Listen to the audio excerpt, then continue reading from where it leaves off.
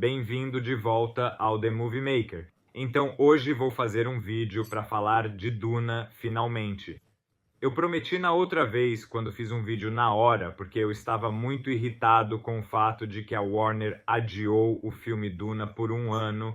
Ele deveria sair em 18 de novembro na França e em 18 de dezembro na Itália, mas foi adiado para outubro de 2021. Então foi um vídeo muito raivoso, onde eu falei um monte de coisas de forma confusa. Hoje a gente fala mesmo de Duna. Agora temos tempo de sobra para fazer isso e nem é certo que seja o único vídeo sobre Duna que eu faça, porque tem um ano inteiro para falar dele.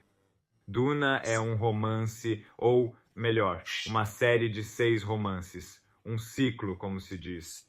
Na verdade, o primeiro saiu em partes, como acontecia com muito mais frequência na época, ou seja, nos anos 60. Então, a editora, enfim, convenceu Frank Herbert, o autor de Duna, a juntar esses 8 episódios em um livro só.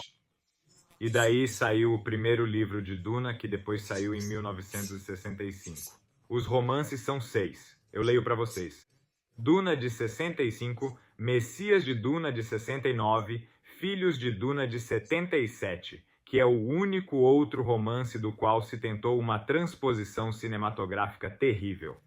A gente vai comentar disso mais pra frente. O Imperador Deus de Duna de 81, Os Hereges de Duna de 84, lançado ao mesmo tempo que o único filme de Duna que vale a pena mencionar, que é o do David Lynch, e a Refundação de Duna de 85. Depois saíram outros filmes que se passam no universo criado pelo Frank Herbert, que escreveu O Filho. Mas agora a gente não tá com isso, não interessa, pelo menos por enquanto. Quem foi o Frank Herbert? Um escritor que, no entanto, vinha também de uma formação um pouco diferente. Era uma pessoa que também lidava com o meio ambiente, até com estudos científicos, e isso em Duna se vê muito. Hoje, considerando que o valor do meio ambiente é uma coisa muito sentida, finalmente, nos últimos anos, podemos também rever Duna muito sob esse aspecto tão importante. Duna é ambientado em um planeta conhecido também como Duna, nessa ambientação de ficção científica, mas que se chama Arrakis. Esse planeta tem uma característica: é o único no universo conhecido desse grande ciclo de Herbert em que se produz uma especiaria, que recebe o nome de melange, que serve para várias coisas. Então, agora, a especiaria, tomem isso com ressalvas, mas na realidade é a verdade que está por trás de Duna. É uma espécie de droga. Uma metáfora, nem muito metáfora, da droga, basicamente. Tanto que esta pretendia ser a interpretação de quem primeiro tentou fazer uma adaptação cinematográfica deste grande romance, Alejandro Jodorowsky, entre o fim dos anos 70 e o início dos anos 80, o que depois falhou. Ele queria recriar um filme que desse, segundo Jodorowsky, muitas vezes os efeitos da droga, então uma sensação de psicodelia sem usar drogas, ou seja, assistindo ao filme. Isso porque existe justamente essa referência a essa especiaria, ao melange, que é uma espécie de erva, vamos chamá-la, que nasce apenas neste planeta e em todo o universo e que serve para fazer uma série de coisas. Em primeiro lugar, estende a duração da vida. O imperador deste universo, de Duna e de todos os planetas conhecidos, Padishah IV, o imperador, chefe do Império Galáctico, tem aproximadamente 200 anos, por exemplo, mas se você olhar para ele no filme, ele é um homem de 60 anos, basicamente. Os líderes da guilda espacial que lida com transportes entre planetas viveram por dezenas, centenas de anos graças ao uso dessa melange.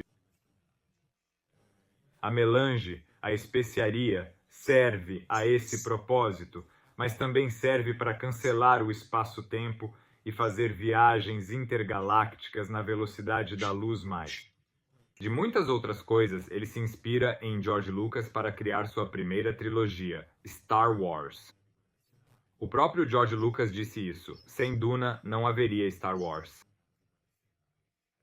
Daí ele pega muitas ideias para criar o mundo de fantasia de Star Wars. Assim como Herbert cria este mundo incrível formado por planetas e casas, de famílias fundamentalmente rivais que fazem parte desse Lanzarad, que é um conjunto de famílias nobres do universo que se revezam gerenciando a produção, ou melhor, a extração, do melange do planeta Arrakis, do planeta Duna.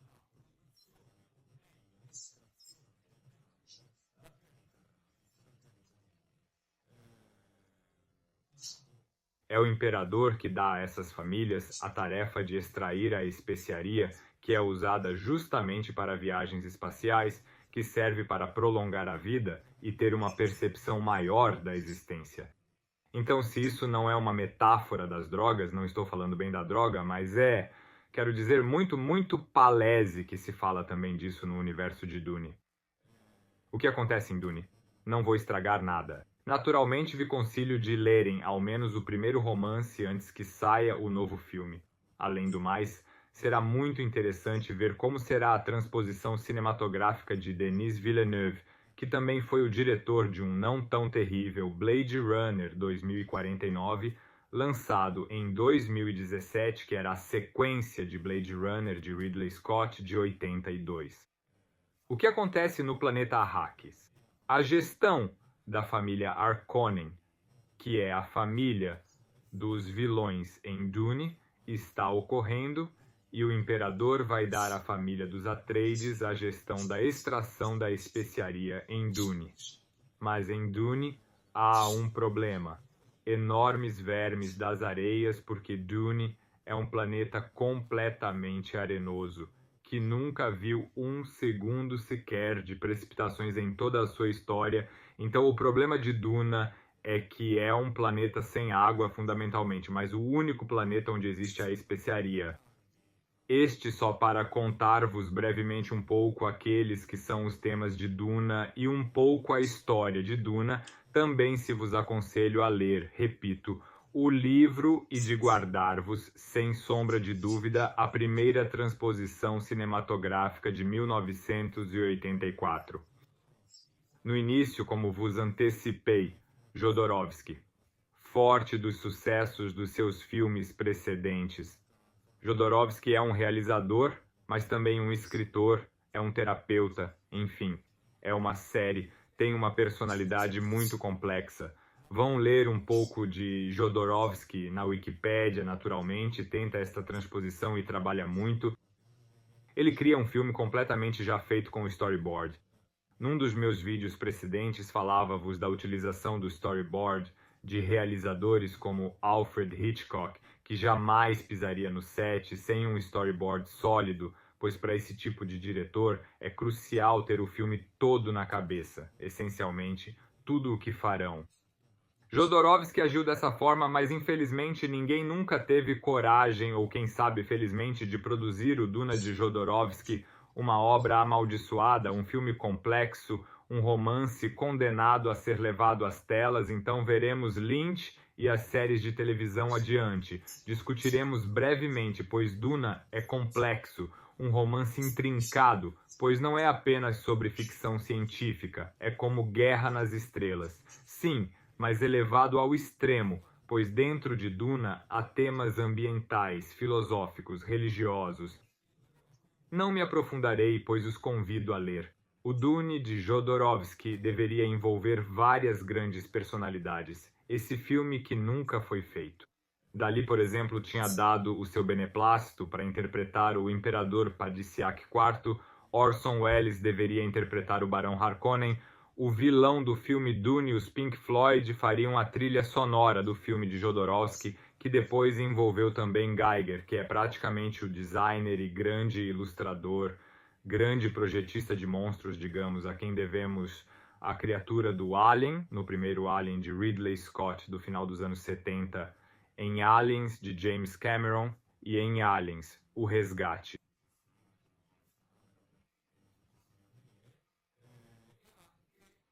um cartunista que infelizmente já faleceu e depois pegou todo o material trabalhado junto com Jodorowsky e infelizmente nunca veio à tona para seu Dune e criou uma história em quadrinhos, uma série de histórias em quadrinhos, a dizer bem a verdade. A mais famosa é esta aqui, Jodorowsky Möbius Linkal, integral aos mistérios de Linkal. Esta é uma edição da Mondadori, bonita, enorme, porque contém todas as histórias que foram, digamos, revisitadas. Vou mostrar-lhes algumas ilustrações, são excepcionais. Este é todo o trabalho, digamos, criado para Dune, entre aspas, depois revisitado por este grande artista e ilustrador francês, que praticamente projetou, desenhou, junto com Jodorowsky, toda a produção de Dune, que depois realmente transpuseram em certo sentido, criando uma história nova, mas o trabalho está transposto aqui dentro.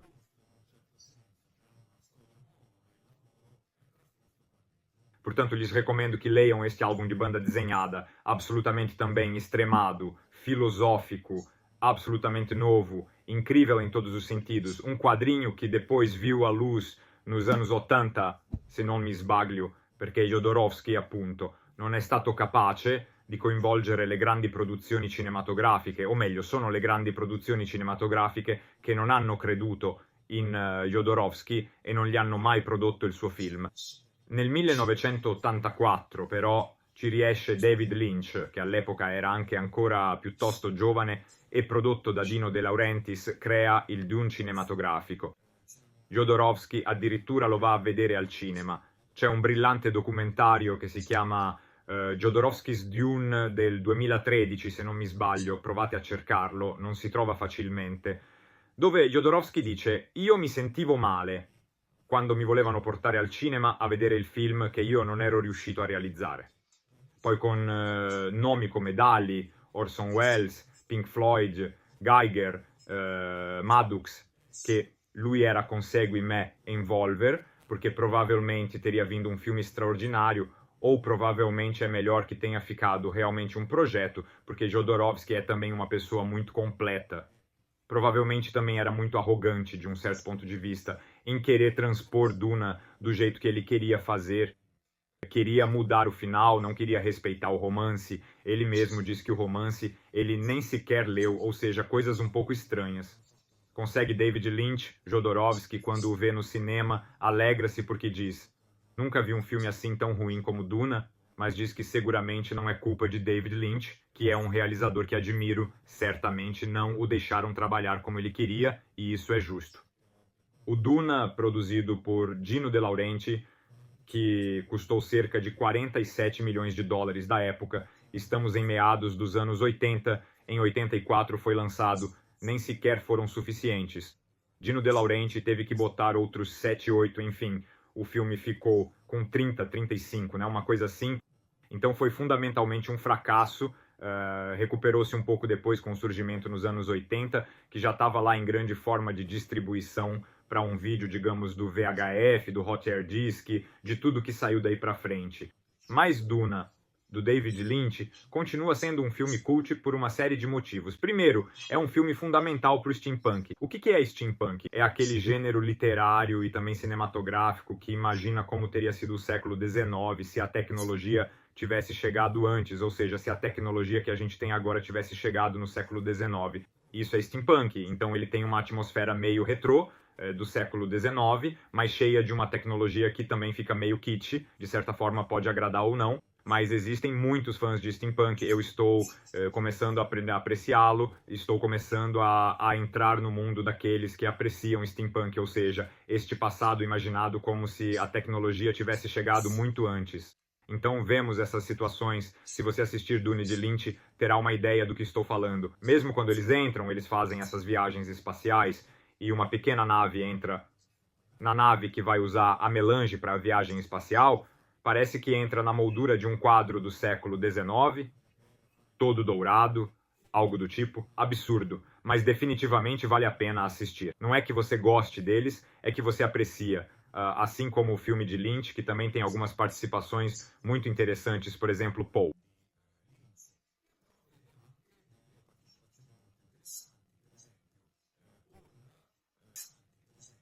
por exemplo, Paul Atreides, que é descendente da casa Atreides e o futuro Messias, digamos, que trará essa ordem de volta ao universo, esse Kwisatz Haderach, como o chamam no filme, que depois irá ao planeta Duna para redimir os Fremen, esses habitantes do planeta Duna, por exemplo, é interpretado por Kyle MacLachlan, difícil mesmo de dizer o sobrenome, que depois será um ator fetiche de David Lynch.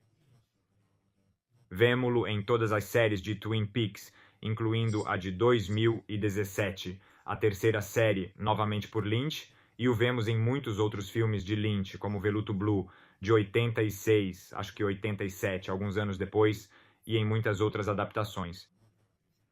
Enfim, muitos outros filmes de Lynch, principalmente, mas ele também participa de séries de TV, como Sex and the City, nos anos 90. Enfim, um ator muito famoso que, devo dizer, oferece uma, não quero dizer interpretação esplêndida, mas mesmo assim uma interpretação interessante. No filme tem Max von Sydow, na verdade, que além disso é o pai, aliás, guia Fremen para os Atreides no mundo de Duna, de Arrakis, que depois é o pai da mulher Fremen de quem Paul se apaixonará, cujo nome ela lhe dá de Muad'Dib, é o nome Fremen com o qual Paul Atreides, Muad'Dib, Kwisatz Haderach é chamado. No romance e no filme eu vou revelando algumas joias da trama aos poucos, porque quero despertar a vossa curiosidade, não quero contar-vos tudo sobre Duna, porque Duna é um mundo belo e complexo para descobrir. Existem também, digamos, uma série de personagens muito importantes, além dos Fremen, além do Barão Harkonnen, que é esse homem flutuante, cheio de doenças no rosto. Atores como Sting, por exemplo, que nos anos 80 interpreta o sobrinho do Barão Harkonnen, que depois lutará nesse duelo final com Paul Atreides, muito interessante. E há as Reverendas Mães, que são uma espécie de videntes, digamos, do mundo conhecido de Duna, rivais, em certo sentido, da Guilda Espacial, que são as duas, digamos, escolas de pensamento que foram criadas depois que o mundo foi, de alguma forma, destruído, o mundo dos homens, pela tecnologia das máquinas, um pouco como ocorre, digamos, em O Exterminador do Futuro, né, de certo ponto de vista. Então isso é para fazer vocês entenderem o quanto Duna foi uma inspiração para tantos outros romances, filmes, transposições que viriam depois. Então assistam também ao filme de Lynch, porque com certeza vale a pena. Em 2000 aconteceu uma nova transposição, não cinematográfica, mas televisiva, uma minissérie em 2 partes, Duna do ano 2000 e Os Filhos de Duna, que, como eu dizia, é a transposição do terceiro romance de Herbert em 2003, se não me engano, mas ambas são péssimas. Embora o Duna de 2000 tenha atores como Giancarlo Giannini, que interpreta o Barão Harkonnen, se não me engano, também temos o nosso Vittorio Storaro, 3 vezes vencedor do Oscar de fotografia, que eu quero. Lembro que ele foi premiado com o Oscar por Red, de Warren Beatty, por Apocalypse Now, de Francis Ford Coppola, e pelo filme de Bertolucci, se não me engano, O Último Imperador. Posso estar errado, mas acho que ele ganhou 3 vezes o Oscar por esses 3 filmes. Ele faz uma fotografia, tenho que dizer, absolutamente Storaro, que também foi meu professor na Cinecittà de Fotografia para o Cinema, vai me desculpar, é realmente péssima. Digo, você pode ver, é filmado em Univision, um filme com uma proporção de 1:2, veja meus vídeos antigos sobre a história do cinema para entender do que estou falando, sobre os formatos que ele criou, que envolvem uma economia de filme muito interessante, mas ele até que fez uma fotografia onde você pode ver os reflexos das luzes na parte inferior dos painéis que representam os fundos do planeta Arrakis, absolutamente terríveis, uma adaptação, um roteiro terrível, uma fotografia, infelizmente tenho que dizer que às vezes nem os grandes mestres conseguem fazer bons filmes, evidentemente. Então esse é um filme absolutamente a se deixar passar. Convido vocês a não ver e não perder essas 3 horas de tempo, a transposição, digamos, da televisão dos anos 2000, porque realmente não tem sentido. Eu já falei muito, vou mostrar o primeiro romance de Duna, vou fazer outros vídeos sobre Duna, porque já são 20 minutos que estou falando, porque Duna é um mundo amplo, se podem dizer realmente muitas coisas.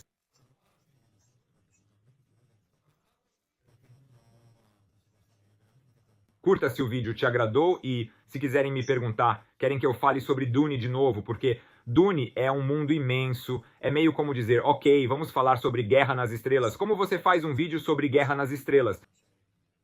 Faz uma série de vídeos, óbvio. Eu convido vocês a lerem também, se quiserem, o Incal. Aquele sim, com certeza. Ou seja, a adaptação em quadrinhos do Mebius e do Jodorowsky, que é muito, muito boa e muito interessante, principalmente do ponto de vista de ilustração, e eu os convido a ver, como quer que seja, né? Apesar de também ser considerado uma obra-prima do trash, mas tem coisa pior, ou seja, no sentido de que não é tão trash. Eu acho também que, eu não disse, mas vou dizer antes de deixar vocês, existem duas versões do filme Duna do David Lynch. A primeira é aquela, entre aspas, reconhecida pelo autor. A outra é essa assinada pelo Alan Smith, que é um diretor que talvez vocês não saibam, mas vou dizer por quê. É uma curiosidade muito interessante todas as vezes que um diretor de Hollywood não reconhece um próprio filme. Mas este deve sair igual porque o produziu, senão os estúdios perderiam muito dinheiro. É assinado Alan Smith. Então existe uma filmografia, se você pesquisar no IMDb, o Internet Movie Database deste Alan Smith, mas ele é um diretor, um homem, um ser humano que não existe. Todos os filmes renegados pelo autor são assinados Alan Smith, e portanto ele tem sua própria filmografia, mas essa pessoa não existe. É um nome, como se diz, com o qual se renegam os filmes. Existe uma versão de Alan Smith que, no entanto, é sempre uma remontagem da produção, não se posso dizer assim, carimbada por David Lynch, certamente, que você encontra online, que tem uma versão, em vez de 2 horas, como o filme de Lynch, de 3 horas e 15 minutos, se não me engano, que consegue muito melhor, entre aspas, a fazer entender. Não se sabe se essas eram as intenções iniciais realmente de David Lynch, mas de qualquer forma se entende muito melhor a transposição cinematográfica desse romance, que é muito, muito complexo de transpor, porque é um romance muito filosófico. Em 3 horas e um quarto, entende-se um pouquinho melhor o que nunca se entenderia vendo de fato o filme de Lynch desse romance, se não se leu o romance pelo menos. Definitivamente isso.